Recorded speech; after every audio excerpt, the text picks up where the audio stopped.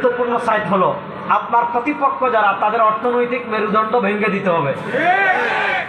অর্থনৈতিক মেরুদণ্ড ভেঙে দেওয়ার জন্য আপনারা রাজি আছেন না নাই? দেখেন, ইসরায়েল ফিলিস্তিনে রক্ত জড়াচ্ছে কিভাবে? তারা টাকা নিচ্ছে আমাদের থেকে টাকা নিচ্ছে না? আপনার খাগড়াছড়ি থেকে টাকা নিচ্ছে, চট্টগ্রাম থেকে নিচ্ছে, ঢাকা থেকে নিচ্ছে, সিলেট থেকে নিচ্ছে, সৌদি আরব থেকে নিচ্ছে। সৌদি আরব গেলে আপনি কষ্ট লাগবে। মসজিদুল হারাম থেকে আপনি বের হবেন, মসজিদুল হারাম বাবুল মালিক ফাহাদ দিয়ে যখন আপনি বের হবেন, তো সবার আগে যে দোকান পড়বে এটা ইসরায়েলের দোকান। এরা আমরা যেভাবে পানি খাই এভাবে এরা এভাবে কুক খায়, পড়েন নাউযুবিল্লাহ। তো কে খাইলো কে না আমাদের দেখার দরকার নেই। বাংলাদেশে ইসরায়েলের পণ্যের 12টা বাজানোর জন্য আপনারা রেডি? প্রস্তুত আছেন না নাই? তাহলে একটা শপথ আমার সাথে করতে পারবেন তো ইনশাআল্লাহ? আমাদের জীবন চলে যেতে পারে, কোকা-কোলা খাবো না ইনশাআল্লাহ। বাংলাদেশের চট্টগ্রামের খাগড়াছড়ির যত পাহাড়ের ঝর্ণা আছে, আপনার ওইদিকে গেলে কাপ্তাই লেক আছে না? কাপ্তাই লেক বলেন, খাগড়াছড়ির ঝর্ণা বলেন, চট্টগ্রামের এই যে একটা হালদা নদী নাকি চিংড়ি পাওয়া যায় যে হালদা, না হালদা নদীর সব পানি যদি কোকা-কোলা হয়ে যায় তারপরে আমরা খাবো না। যুবকরা ওয়াদা করো, আমাদের জীবন চলে যেতে পারে, কোকা-কোলা খাবো, 7 আপ খাবো, পেপসি খাবো, মেরিন্ডা খাবো ইনশাআল্লাহ। 1 নম্বর করণীয়, আমরা কখনো ইসরায়েলি কোনো পণ্য ব্যবহার করব না। 2 নম্বর কাজ হলো আমাদের ব্যবসায়ী ভাইদেরকে বলবো, আপনি কোকা-কোলা বিক্রি করছেন না, আপনি ফিলিস্তিনি মুসলমানদের রক্ত বিক্রি করছেন। সুতরাং আমরা আপনাদেরকে অনুরোধ করবো, আপনাদের দোকান থেকে কোকা-কোলা সরান। আর যদি দেখেন ব্যবসায়ীরা গাউরামি করে, আমাদের সিলেটে একটা রেস্টুরেন্ট আছে পাঁচ ভাই, এরা গাউরামি করেছিল, পরে আমাদের সিলেটের সব মানুষ স্লোগান দিয়েছে যে 5 ভাই রেস্টুরেন্ট বয়কট। তা আপনারা চট্টগ্রামের যুবকরা, আমার মানবছড়ির আলোকিত জনকল্যাণ সংস্থা আমি অনুরোধ করে যাব, যুবকদেরকে অনুরোধ করে যাব, মুরব্বীদেরকে অনুরোধ করে যাব, বৃদ্ধদেরকে অনুরোধ করে যাব, আপনারা আওয়াজ তুলেন, যেই দোকানে থাকবে কুক সেই দোকান বয়কট। বলেন, যেই দোকানে থাকবে কুক এটা তো আসতে পারে। দেখছেন, এখানে যদি আমি গরু খাওয়ার কথা কইতাম যে আসে গরু ফিরে আসে নিদি আরো ধরে আওয়াজ দিতেন। বলেন, যেই দোকানে থাকবে কুক সেই দোকানে আপনারা কোনো মালামাল কিনবেন না ইনশাআল্লাহ। আল্লাহ কবুল করুক, সবাই পড়েন আমিন। তো আমি যেটা বলছিলাম, যুগ সন্ধিক্ষণের সময় যাচ্ছে, এ সময় আমাদেরকে কি করতে হবে করণীয় সম্পর্কে আমি কয়েকটা কথা বলে আমার আলোচনা শেষ করব। দেখেন, নবী করিম সাল্লাল্লাহু আলাইহি ওয়াসাল্লামকে আল্লাহ কেন দুনিয়াতে পাঠিয়েছেন? আমাদের নবী করিম সাল্লাল্লাহু আলাইহি ওয়াসাল্লাম যেই যুগে দুনিয়াতে আসছিলেন, সেই যুগকে ইতিহাসে বলে আইয়ামে জাহিলিয়াত, সেই যুগকে বলা হয় মূর্খতার যুগ, সেই যুগকে বলা হয় অন্ধকার যুগ। সেই যুগে আলো ছিল না, সেই যুগে হেদায়েত ছিল না, সেই যুগে নূর ছিল না, সেই যুগে কোথাও বাতি ছিল না। আল্লাহ রাব্বুল ইজ্জত ওয়াল জালাল সরওয়ারে দু আলম সাল্লাল্লাহু আলাইহি ওয়াসাল্লামকে দুনিয়াতে পাঠিয়েছেন। দুনিয়াতে পাঠিয়ে আল্লাহ রাব্বুল ইজ্জত ওয়াল জালাল, খুব মনোযোগ দিয়ে আপনারা বুঝেন, এখন খাগড়াছড়িতে রাত হয়ে গিয়েছে। খাগড়াছড়ির রাস্তাটা বড় এবড়ো থেবড়ো, খাগড়াছড়ির পাহাড়ের রাস্তাটা শুধু ঘুরানো, শুধু ইউটার্ন, শুধু মোড়। খাগড়াছড়িতে আপনি যদি রাতে পথ চলতে চান, খাগড়াছড়িতে আপনি রাতে পথ চলতে হলে টর্চ লাইটের প্রয়োজন হয়। কেন? যদি টর্চ লাইট না থাকে, বাংলাদেশে এখন সাপ আসছে, রাসেল ভাইপার আসছে না। এবার এখানে যখন আমি সানাউল্লাহ মাহমুদ সাহেবের বাড়িতে নামছি ঘাস, আমি বলতেছি ঘাসে নামবো না, রাসেল ভাইপার থাকতে পারে, দুষ্টামি করে বলছি। এগুলো দেখেন, আমাদের দেশের মানে এক একটা গুরুত্বপূর্ণ টপিককে ভুলিয়ে দেওয়ার জন্য এই সাংবাদিক নামক ছাগলগুলো এগুলো বের করে। কথা ভালো করে বুঝেন, খুব মনোযোগ দিয়ে কথা শুনবেন। যেটা বললাম, রাতের অন্ধকার আপনি যদি খাগড়াছড়ির পথে পথ চলতে চান, যদি টর্চ লাইট না থাকে আপনি পাহাড় থেকে নিচে পড়ে যেতে পারেন। যদি আলো না থাকে আপনি গাছের সাথে ধাক্কা খেতে পারেন। যদি আপনি আলো না থাকে হঠাৎ ব্রিজে ধাক্কা খেয়ে যেতে পারেন। যদি আলো না থাকে আপনি সাপের গায়ে পা দিতে পারেন। পাহাড়ে জীবজন্তু থাকতে পারে, রাত্রে তাদের সাথে আপনার ধাক্কা লেগে যেতে পারে। তাহলে আপনি খাগড়াছড়ির দুর্গম পাহাড় এলাকা পাড়ি দিয়ে নিরাপদে বাড়ি ফিরবেন কেমনে? উত্তর হলো সহজ। কেমনে বাড়ি ফিরবেন? আপনার কাছে যদি একটা মোবাইল থাকে, আপনি মোবাইলের যদি একটা ছোট্ট টর্চ লাইট জ্বালিয়ে দেন, তাহলে এই টর্চ লাইট জ্বালিয়ে দেওয়ার মাধ্যমে আপনি সাপ থেকে বাঁচবেন, আপনি রাসেল ভাইপার থেকে বাঁচবেন, আপনি বিচ্ছু থেকে বাঁচবেন, আপনি পাহাড় থেকে নিচে পড়ে যাওয়া থেকে বাঁচবেন, আপনি গর্তে পড়ে যাওয়া থেকে বাঁচবেন, আপনি গাছের সাথে ধাক্কা খাওয়া থেকে বাঁচবেন, আপনি ব্রিজের সাথে ধাক্কা খাওয়া থেকে বাঁচবেন। প্রশ্ন হলো, রাতের অন্ধকারে যদি মোবাইলে একটা সামান্য টর্চ লাইট আপনি জ্বালান, তাহলে এই সামান্য টর্চ লাইট জ্বালিয়ে আপনি নিরাপদে বাড়িতে পৌঁছাতে পারেন। ও খাগড়াছড়ির মুসলমান, আপনাদেরকে বলে যাই, সরওয়ার দু আলম সাল্লাল্লাহু আলাইহি ওয়াসাল্লাম আমাদেরকে শিখিয়ে গিয়েছেন, আমাদেরকে শিক্ষা দিয়ে গিয়েছেন। কি শিক্ষা দিয়ে গিয়েছেন?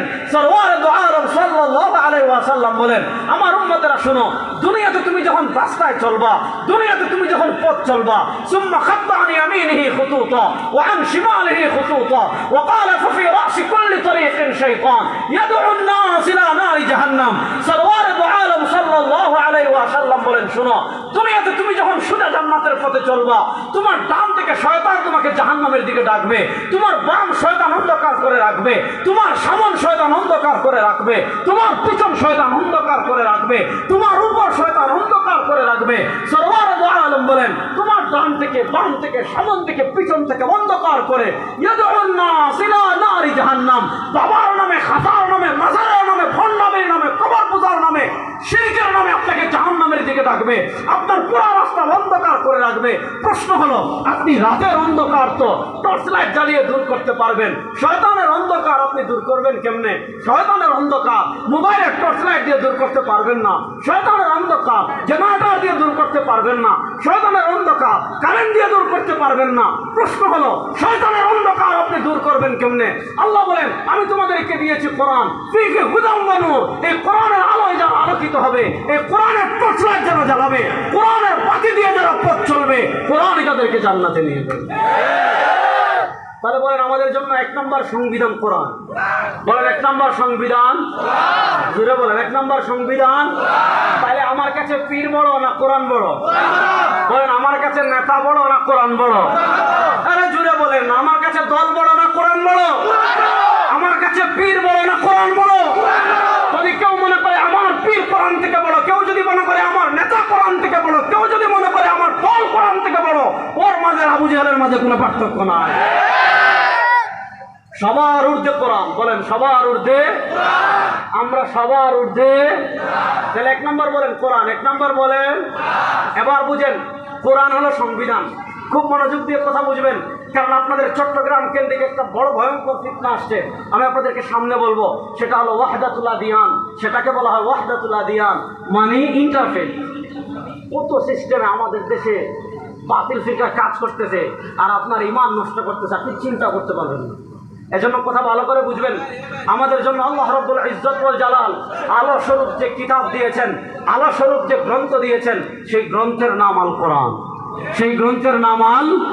এই কোরআনের আলো যারা আলোকিত হবে, কোরআন দিয়ে যারা তাদের জীবন সাজাবে, কোরআন দিয়ে যে তার বডি সাজাবে, কোরআন দিয়ে যা যা পরিবার সাজাবে, কোরআন দিয়ে যে ব্যবসা সাজাবে, কোরআন দিয়ে যে রাজনীতি সাজাবে, কোরআন দিয়ে যে রাষ্ট্র চালাবে, ওই কোরআনই তাদেরকে জান্নাতে নিয়ে যাবে। কোরআনের ফজিলত সম্পর্কে হাদিস বললে একটার পর একটা হাদিস আমি বলতে পারবো, কিন্তু আমি যেটা মৌলিক জিনিস আপনাদেরকে বোঝাতে চাচ্ছি, আল্লাহ আমাদেরকে দিয়েছেন কোরআন মৌলিক গ্রন্থ, আর কোরআনের যে ব্যাখ্যা, কোরআনের ব্যাখ্যার নাম হাদিস। বলেন, কোরআনের ব্যাখ্যার নাম। আল্লাহ কোরআন নাযিল করেছেন সরওয়ার দু আলম তাজদার মদিনা জনাবে মুহাম্মদুর রাসূলুল্লাহ সাল্লাল্লাহু আলাইহি ওয়াসাল্লামের উপর। কেন? আল্লাহ বলেন, লিতুবাইয়িনা লিন-নাসি মা নুযিলা ইলাইহিম, লিতুবাইয়িনা লিন-নাসি মা নুযিলা ইলাইহিম। আল্লাহ বলেন, শুনো, লাকাদ মান্নাল্লাহু আলাল মুমিনিন, লাকাদ মান্নাল্লাহু আলাল মুমিনিন, লাকাদ মান্নাল্লাহু আলাল মুমিনিন। আল্লাহ রাব্বুল ইজ্জত ওয়াল জালাল বড় চমৎকার করে বলেছেন যে দুনিয়ার মানুষ শুনো, আল্লাহ তোমাদের উপর স্পেশাল একটা রহম করেছেন, আল্লাহ তোমাদের উপর স্পেশাল একটা দয়া করেছেন। কি দয়া করেছেন?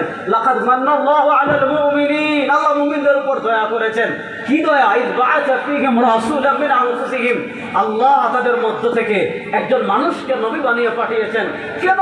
ইয়াতলু আলাইহিম আয়াতি, আমার হাবিবের এক নম্বর মিশন হলো মানুষের কাছে কোরআন তিলাওয়াত করে শোনাবেন। আজকে আপনাদের চট্টগ্রামে এরকম শত শত ভণ্ড পাবেন, হাজার হাজার ভণ্ড পাবেন। কথা বুঝেন, আল্লাহ তার নবীকে দুনিয়াতে এক নম্বর মিশন দিয়ে পাঠিয়েছেন কোরআন তিলাওয়াত। দেখবেন সারা দিন রাত 24 ঘন্টা মাইক পাইলেই মানুষ 10, 15, 20 জন যাই সামনে থাকুক, আর কোনো মিশন নাই, খালি আমাদেরকে গালিগালাজ করা। অথচ কোরআন শরীফ খুলে দিলে শুদ্ধ করে পড়তে পারে না।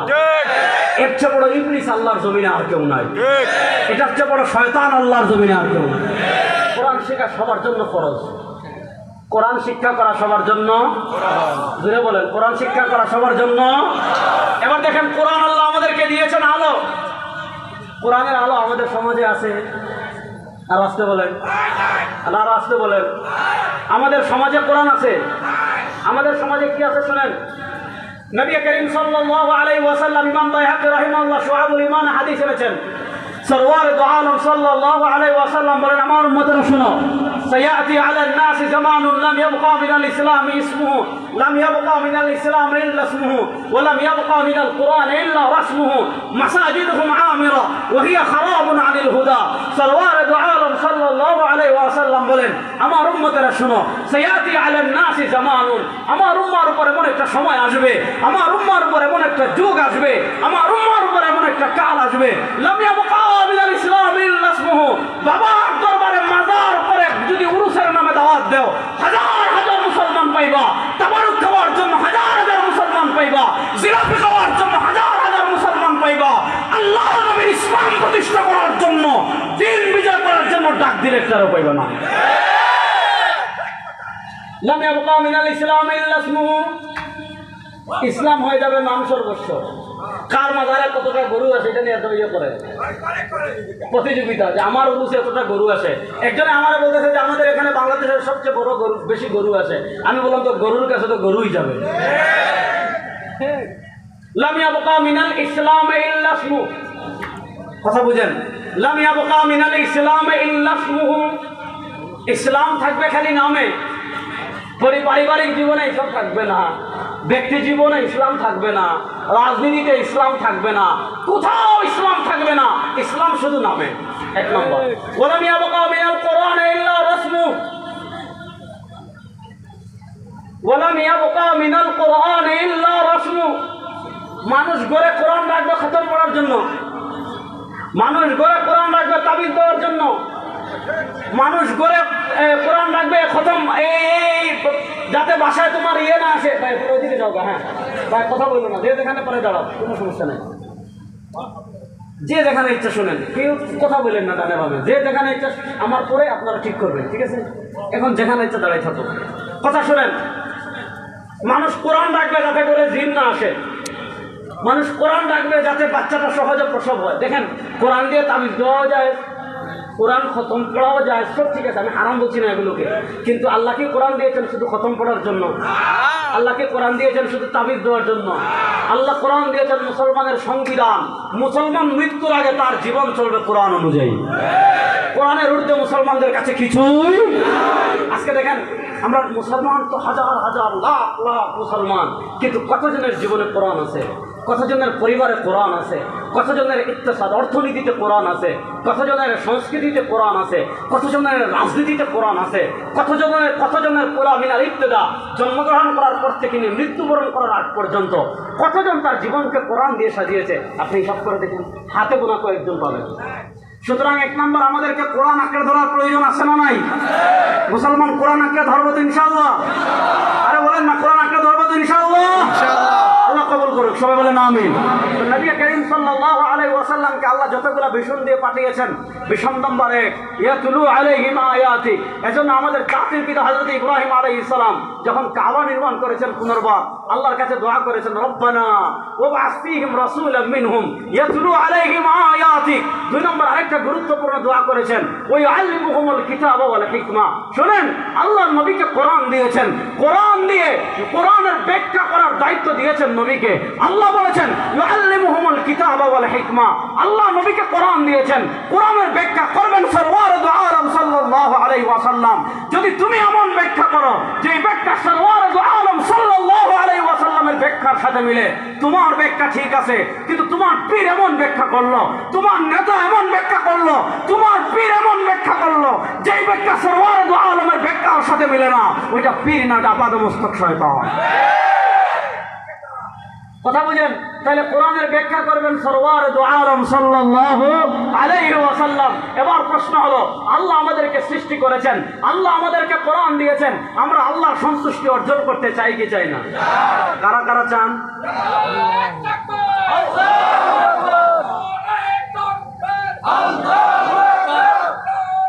মাশাআল্লাহ, বারাকাল্লাহ। চাচারে চট্টগ্রামে সব জায়গায় পাওয়া যায় আসলে।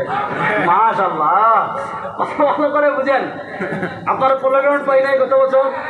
মাশাআল্লাহ, কথা ভালো করে বুঝেন। আমি যেটা আপনাদেরকে বুঝাতে চাচ্ছি, তাহলে এবার পয়েন্ট ভালো করে বুঝেন। আমরা আল্লাহর সন্তুষ্টি অর্জন করতে চাই কি চাই না? আল্লাহর প্রিয় হতে চাই কি চাই না? আল্লাহর আনুগত্য করতে চাই কি চাই না? এবার প্রশ্ন হলো, আল্লাহর আনুগত্য কেমনে করবেন? মনোযোগ। আপনি আল্লাহ আপনাকে সৃষ্টি করলেন, আল্লাহ সব করলেন, আপনি আল্লাহর সন্তুষ্টি অর্জন করতে চান, আপনি আল্লাহর জান্নাতেও যেতে চান, আপনি আল্লাহর প্রিয় হতে চান, আপনি আল্লাহর আপন হতে চান। প্রশ্ন হলো, আল্লাহর প্রিয় হবেন কেমনে? আল্লাহর আপন হবেন কেমনে? আল্লাহর নিকটবর্তী হবেন কেমনে? আল্লাহর জান্নাত লাভ করবেন কেমনে? আমার উত্তর দেওয়ার দরকার নাই। আপনি কোরআনকে জিজ্ঞেস করেন, কোরআন তুমি জবাব দাও। আল্লাহর প্রিয় হবো কেমনে? আল্লাহর জান্নাত লাভ করবো কেমনে?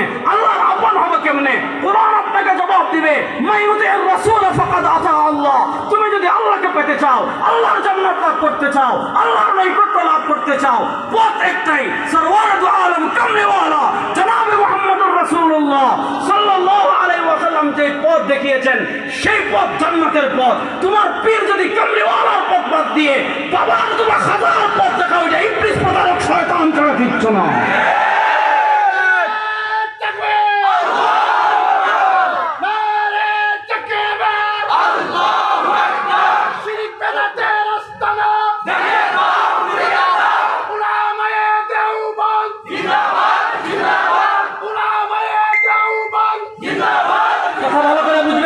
তাহলে আল্লাহ বলেন, আল্লাহকে পাবা কেমনে? মাইয়ুতির রাসূলা। মনোযোগ, আল্লাহকে পাবা কেমনে? মাইয়ুতির রাসূলা, যে রাসূলের আনুগত্য করবে, ফাকাদ আতা আল্লাহ। রাসূল করিম সাল্লাল্লাহু আলাইহি ওয়াসাল্লামের আনুগত্য করার অর্থ হলো আল্লাহর আনুগত্য করা। তুমি সরাসরি আল্লাহর আনুগত্য করতে পারবে না। আল্লাহ তোমার কাছে ওহী পাঠাবেন না, আল্লাহ তোমার কাছে জিবরিল পাঠাবেন না যে তুমি এই কাজ করো, এই কাজ করো, এই কাজ করো, এই কাজ করো।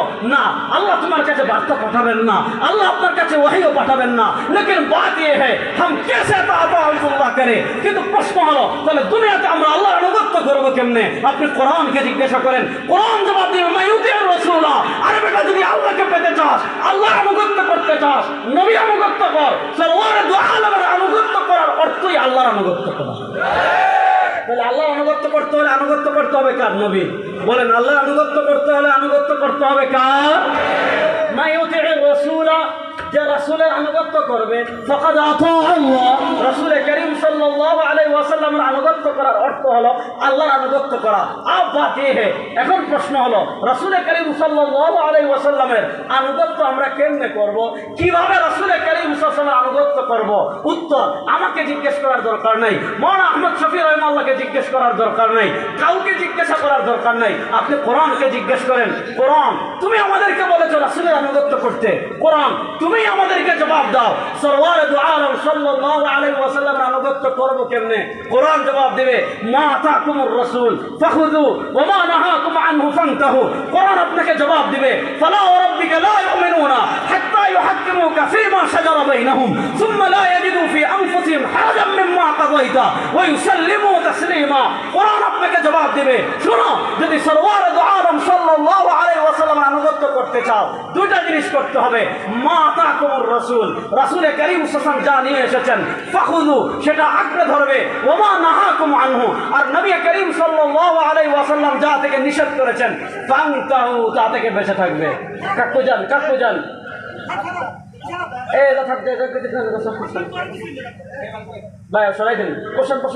চাচা আপনি এখানে আসেন, সামনে আসেন ভাই। কথা কই না, আপনারা নষ্ট করেন না, আলোচনার পয়েন্ট হারাইলে আমি কথা বলতে পারবো না পরে।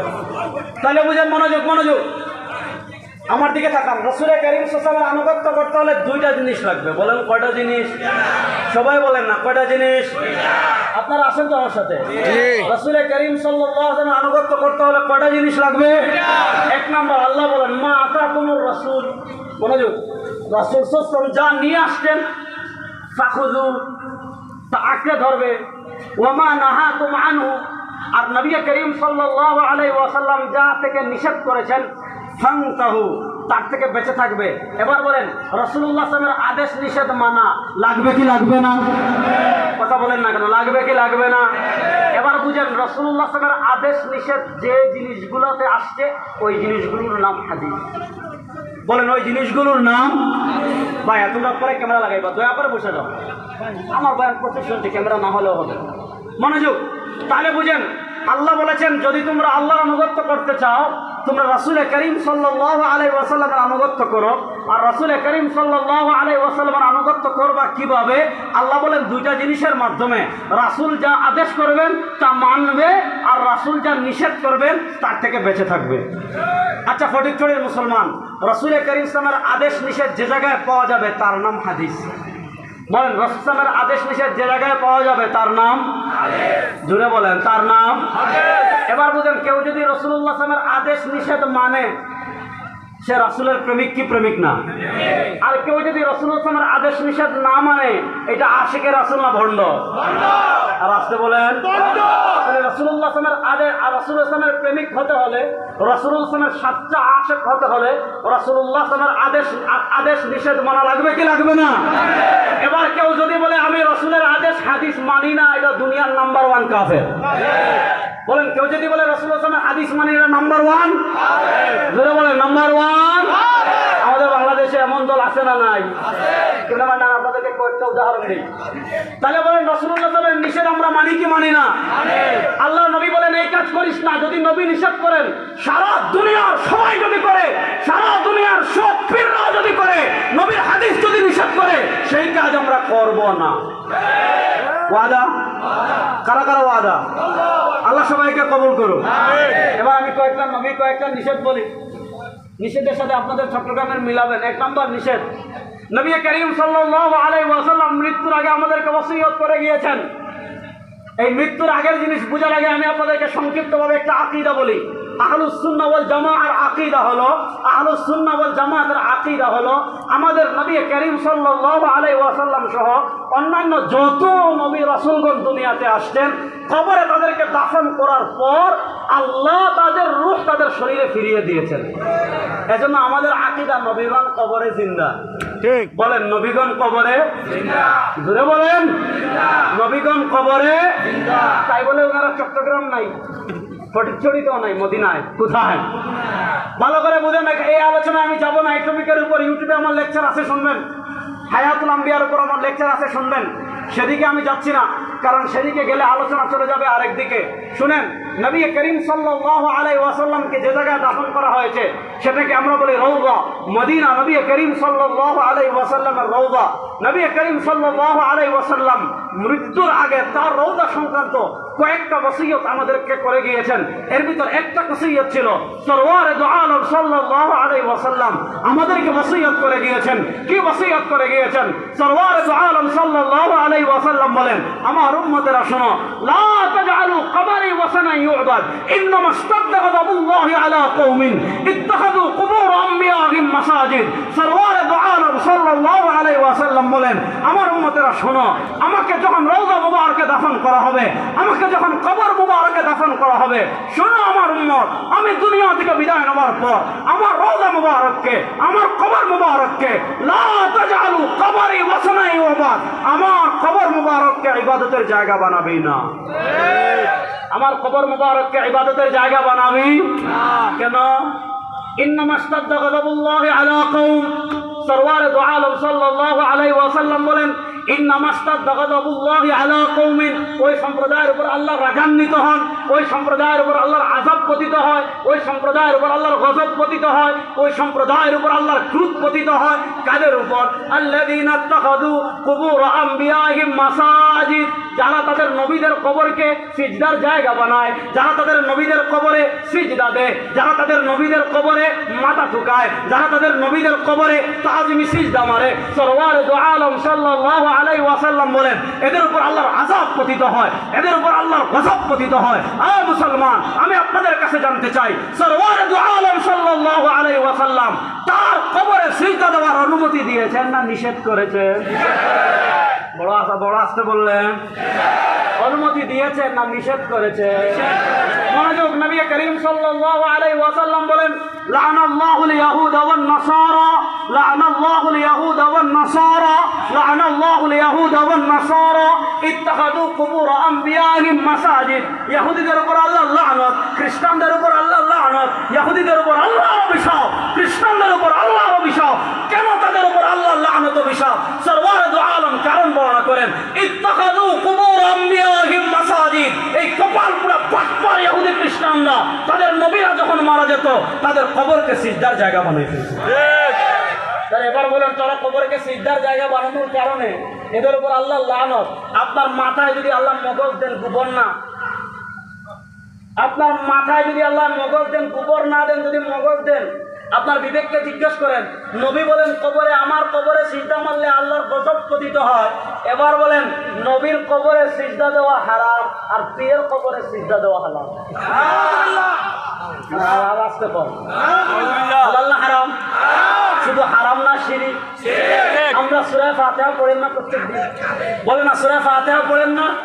সূরা ফাতিহা আছে না, ইয়াকা, আরে জোরে বলেন না, ইয়াকা, আরে জোরে বলেন না, ইয়াকা। অর্থ কি? আল্লাহ আমরা তোমারই ইবাদত। বলেন না, আল্লাহ আমরা তোমারই। দুনিয়াতে ইবাদত করবে একমাত্র কার? গোলামি করবে একমাত্র কার? মাথা মতো করবে একমাত্র আল্লাহ। ভয় পায় একমাত্র আল্লাহ। আল্লাহ ছাড়া কোনো পরাশক্তি আমেরিকা, রাশিয়া, চীন, জাপান, ভারতকে মুসলমান ভয় পায় না।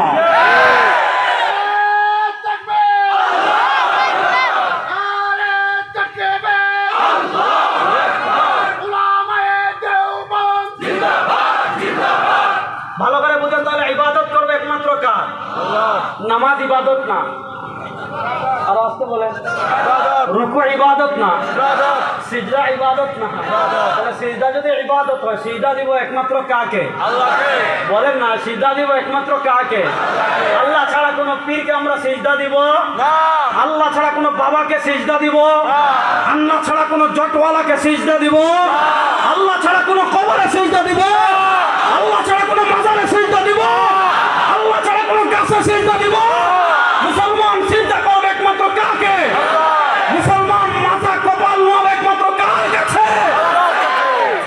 আমাদের দেশে এরকম বন্ড আছে না নাই? এটা কত হাই লেভেলের শুনেন। যদি কেউ কবরে সিজদা দেওয়াকে হালাল মনে করে, কেউ যদি হারাম মনে করে, যে ইমান যাবে কিনা সন্দেহ আছে। আবার কেউ যদি সিজদা দিচ্ছে, কথা বুঝেন, কেউ কবরে সিজদা দিচ্ছে, আবার এটাকে যদি হালাল মনে করে, নাম্বার ছাড়া কাফের। বলে নাম্বার ছাড়া। ইস্তিহলালুল হারামে কুফরুন।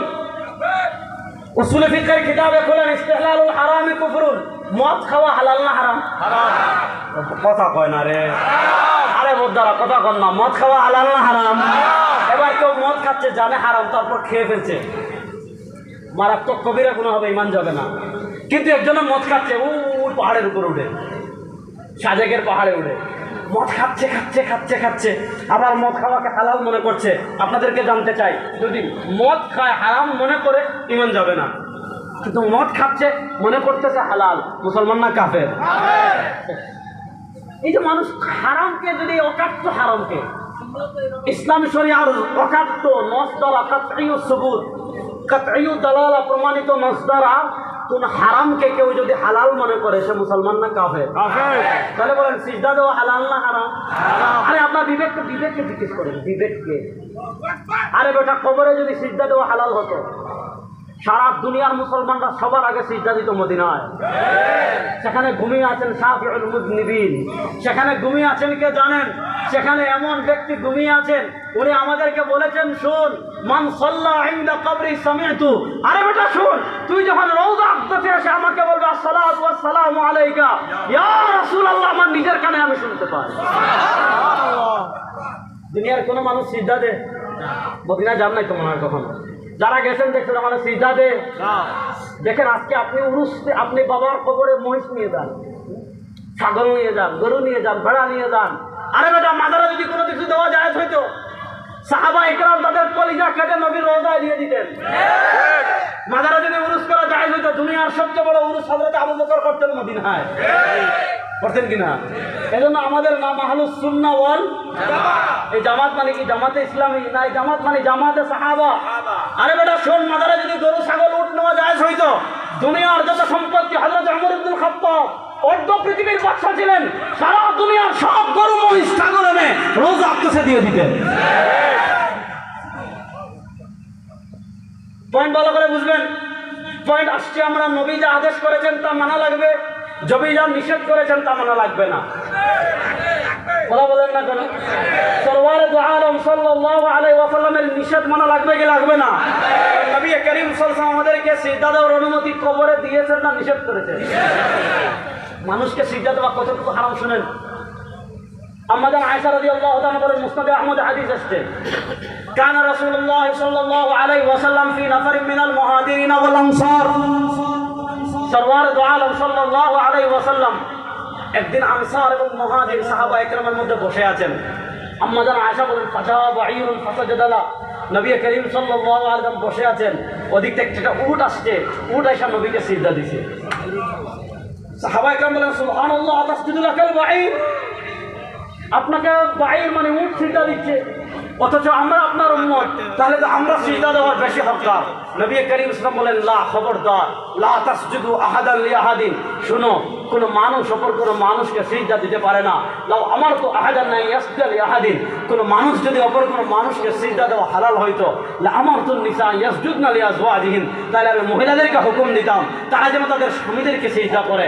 না, যেখানে নবী তাকে সিজদা দিতে নিষেধ করেছেন, আজকে তোমার ঈমান এত সস্তা। আহা, শুনেন, দুনিয়াতে আল্লাহ, মনোযোগ মনোযোগ, মুসলমান যুবকরা ভালো করে শোনো, মুসলমান মা বাবা, বৃদ্ধ, যুবক যারা আছেন সবাইকে বলে যাই, দুনিয়াতে আল্লাহ আপনাকে সবচেয়ে বড় যে নিয়ামত দিয়েছেন, সেই নিয়ামতের নাম ঈমান। বলেন, সেই নিয়ামতের নাম জোরে বলেন। আচ্ছা বলেন, ঈমানের চেয়ে বড় নিয়ামত আছে? ঈমান কত বড় নিয়ামত? হাদিস একটা বলবো, বলেন না? আপনারা আসেন তো আমার সাথে। ঈমান কত বড় নিয়ামত, নবী করিম সাল্লাল্লাহু আলাইহি ওয়াসাল্লাম বলেন, শুনো আমার উম্মত, মান কানা ফি কলবিহি মিসকাল হাববাতিন মিন খারদালিন মিন ঈমান, মান কানা ফি কলবিহি মিসকাল হাববাতিন মিন খারদালিন মিন ঈমান। আল্লাহর হাবিব বলেন, আল্লাহর জাতের নামে কসম করে বলি, আমার কোন উম্মত যদি সরষের দানা পরিমাণ ঈমান নিয়ে কবরে আসে, সে যদি জাহান্নামে চলেও যায়, আমি নবী সুপারিশ করে তাকে জান্নাতে নিয়ে আসবো। নবী করিম সাল্লাল্লাহু আলাইহি ওয়াসাল্লামের সুপারিশ লাভ করা ছাড়া কোনো বাপের বেটা জান্নাতে যেতে পারবেন না। এবার নবী করিম সাল্লাল্লাহু আলাইহি ওয়াসাল্লামের সুপারিশ আমরা লাভ করতে চাই কি চাই না? কারা কারা চাই? নবী করিম সাল্লাল্লাহু আলাইহি ওয়াসাল্লামের সুপারিশ আমরা লাভ করতে চাই কি চাই না? নবী করিম সাল্লাল্লাহু আলাইহি ওয়াসাল্লামের সুপারিশ লাভ করে আমরা জান্নাতে যেতে চাই কি চাই না? এবার বলেন, নবী করিম সাল্লাল্লাহু আলাইহি ওয়াসাল্লামের সুপারিশ লাভ করতে হলে একটা জিনিস লাগবে, সেটার নাম ঈমান। বলেন, সেটার নাম? বলেন, সেটার নাম? আজকে দুনিয়াতে আল্লাহ আপনাকে ঈমানের মতো নিয়ামত দিচ্ছেন, যে নিয়ামতটা যাররা পরিমাণ অন্তরে থাকলে, আর পাহাড় পরিমাণ না। মান কানা ফি কলবিহি মিসকাল হাববাতিন মিন খারদালিন মিন ঈমান। সরষের দানা এত ছোট, চশমা দিয়ে এইভাবে দেখতে হয়, ওই দানা পরিমাণ ঈমান নিয়ে যেতে পারলে, নবী বলেন, জানেন কি? নবী করিম সাল্লাল্লাহু আলাইহি ওয়াসাল্লামকে আল্লাহ অফার দিবেন কিয়ামতের দিন, ইয়া মুহাম্মদ ইরফা রাসাক ওয়াসাল তুরবা ওয়াশফা তুশাফা। ও হাবিব, কান্না করছেন কেন? ইশফা, সুপারিশ করেন, তুশাফা। আজকে যাদের জন্য সুপারিশ করবেন, আল্লাহ আপনার সুপারিশ কবুল করে সবাইকে আজকে জাহান্নাম থেকে মুক্তি দিয়ে দিবেন। সেদিন নবী সুপারিশ করবেন একটা, ইয়া রাব্বি উম্মতি, আল্লাহ আমার এক এতিম উম্মত জাহান্নামে থাকলে আমি হাবিব জান্নাতে যাব না। যে ঈমান মিসকাল হাববাতিন মিন খারদালিন মিন ঈমান, যে ঈমান সরষের দানা পরিমাণ থাকলে আপনি জান্নাতে যাবেন। ও মুসলমান যুবক, তোমাদেরকে বলে যাই, আজকে ঈমান তোমার কাছে সস্তা হয়ে গিয়েছে যে তুমি বাবার দরবারে গিয়ে খুব সিজদা দিয়ে তুমি ঈমানকে বিসর্জন দিয়ে আসতেছো, তুমি তোমার প্রিয় কবরে সিজদা দিয়ে ঈমানকে বিসর্জন দিয়ে আসতেছো। দুনিয়াতে সারা দুনিয়ার পীর যদি একত্রিত করেন, মুস্তাফা কামলিওয়ালার একটা প্রশংসমান হবে না, সাহাবা একরামের একটা প্রশংসমান হবে না। আর আজকে ঈমান তো সস্তা হয়ে গেল, তুমি গিয়ে আল্লাহর সিজদা দিচ্ছ না, তুমি ভান্ডারির সিজদা দিচ্ছ। আল্লাহ শিরক থেকে আমাদেরকে বেঁচে থাকার তৌফিক দান করুন। আল্লাহ মাজারে সিজদা দেওয়া থেকে আমাদেরকে বেঁচে থাকার তৌফিক দান করুন। দলিল থেকে কি দিয়ে আমার মতো কিছু পাক্তার মোল্লা পাবেন, মানে আমাদের মতো পোশাক পরা।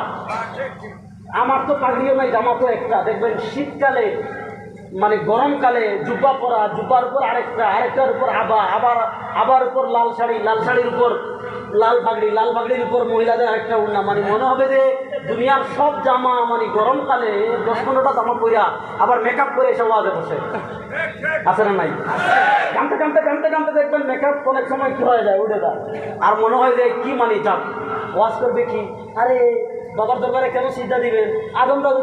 আদমরে যদি ফেরেশতারা সিজদা দিতে পারে, আমরা আমার পীরে সিজদা দিতে পারবো না। যারা এগুলা যুক্তি দিবে বুঝবেন এগুলো আপাতমস্তক আনলিমিটেড শয়তান। আনলিমিটেড শয়তানকে তাড়ানোর জন্য একমাত্র পদ্ধতি জুতা। হ্যাঁ ইনশাআল্লাহ, কথা ভালো করে বুঝেন। তাহলে এই ওয়াদাটা যুবকরা ছোটরা বৃদ্ধরা যারা আছেন, আমি আপনাদের কাছে ওয়াদা নিতে চাই একটা, 1 নম্বর, জীবন চলে যেতে পারে, কোনো মাজারে কখনো সিজদা দিব না। কারা রাজি? জীবন চলে যেতে পারে, কোনো বাবাকে কখনো সিজদা দিব। আমার এই কপাল সৃষ্টি করেছেন কে? আর সাহাবাদের ঈমান কেমন ছিল? হযরত হুযায়ফা যখন রুমের বাদশার কাছে গিয়েছেন, রুমের বাদশা বলেছে, হুযায়ফা একটু মাথা নত করলে তোমাদেরকে মুক্তি দিয়ে দিব। বলছেন না, মাথা নত করবো না। হুযায়ফার একজন সঙ্গীকে হাত পা বেঁধে গরম তেলে ফেলে দিয়েছে, একদম কর্তা হয়ে গিয়েছেন। হুযায়ফা বলেন, জীবনে পার না 70 বার জীবন যেতে পারে, মুসলমান কখনো আল্লাহ ব্যতীত কারো কাছে মাথা নত করতে পারে না।